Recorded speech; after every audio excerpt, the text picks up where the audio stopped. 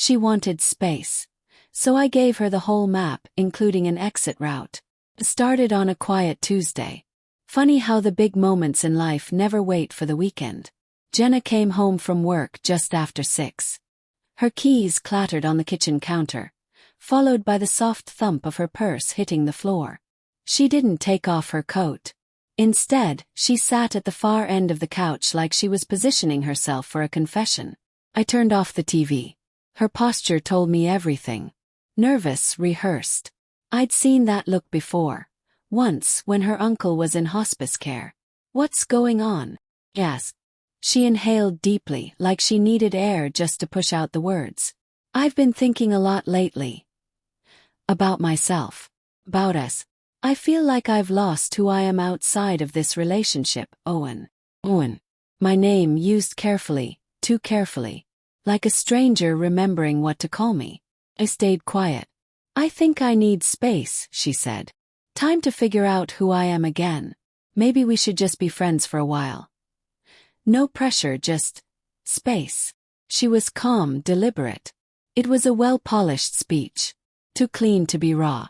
Too practiced to be spontaneous. I could have asked her if someone else was involved. Could have begged. But I didn't. Because when someone tells you they need space, they're not asking, they're already halfway out the door. The decision was made long before they handed you the script. So I nodded. "Okay." That threw her. "That's it. You want space," I said. "You got it." She looked disappointed. "I didn't expect you to be so." "Okay. I'm not okay," I replied.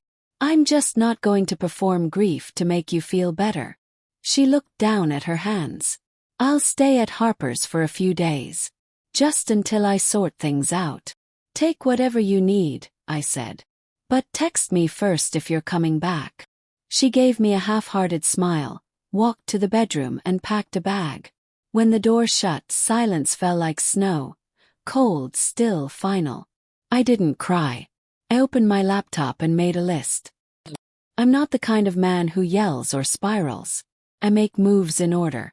Clean. Logical. Step 1: our shared accounts.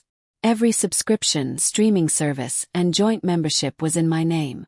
I logged in, changed passwords, cancelled what wasn't necessary, and removed her profile from everything.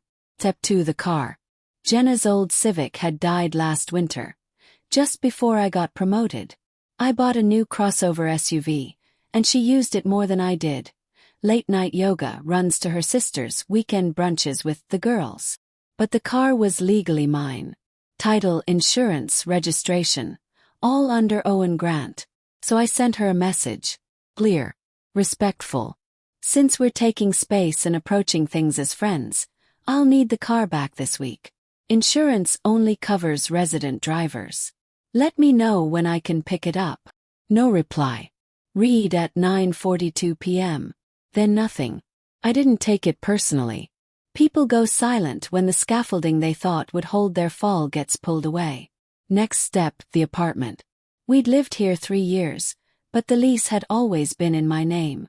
Paid the rent. She chipped in when she could. I didn't rush to change the locks. I wasn't being cruel. I was giving her a chance to leave with dignity. But something told me she expected me to wait. Install. To leave the door half open just in case. Friday afternoon. The knock came hard.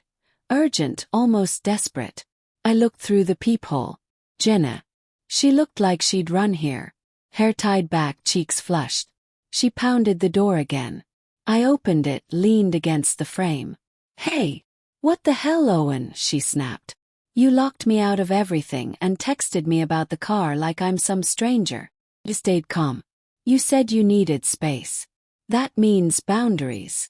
Her face twisted. "I didn't say blow up our life. I just wanted time. And I gave it to you," I said. "No shared subscriptions. No shared transportation. No shared illusion." She scoffed. "This is just like what Micah said you'd do." Froze. "Micah." She hesitated. "He's just a friend. From the gym." "But, a gym?" "The one she started visiting at midnight." I'd seen the texts from him light up her phone. once during movie night, another while she was cooking dinner. I hadn't said anything. Chosen trust. Or maybe denial. Supportive friend, huh? Yes. Helping you escape while you keep the best parts of your old life. You're twisting it. No, I think you twisted it. You wanted something new, but you didn't want to let go of the safety net. She crossed her arms. I need the car tomorrow. It's not yours. Not legally. I'm still liable for anything that happens. She sneered. Fine. Come get it yourself. I'm not playing your games. I will, I said. And I'll bring the spare key in case you forget. That night I tracked the car on my phone. It was parked 2 blocks away, right in front of her sister's place. At 9:30 p.m. I walked down, locked it remotely, and triggered the alarm. The lights flashed. The horn blared. And like clockwork, Jenna ran outside, shouting over the noise. What are you doing? I didn't yell. I just held up my phone and turned the alarm off. You're insane, she hissed. No. I'm reclaiming my property before your friend Micah drives it to brunch. It's just a car. No, I said. It's a boundary. She stared at me. You're punishing me. If I were punishing you, I'd have called the cops instead of giving you notice. She handed me the key fob with a bitter glare. I hope this makes you feel big. I feel like myself, I said. Finally. By Sunday the locks were changed. By Monday I'd installed a motion-sensitive security cam above the door. That night, at 12:13 a.m. my phone buzzed. Jenna. On the porch. Hoodie. Sneakers. Old key in hand. She tried the lock once. No luck. Then she just stood there, looking at the door like it had betrayed her. I saved the footage and sent it to Harper. Thought you should see this. I believe she's been staying with you. The reply came at 3 a.m. What? She told me you kicked her out with no warning. I didn't respond. The next day, I got a call from a number I hadn't seen in years.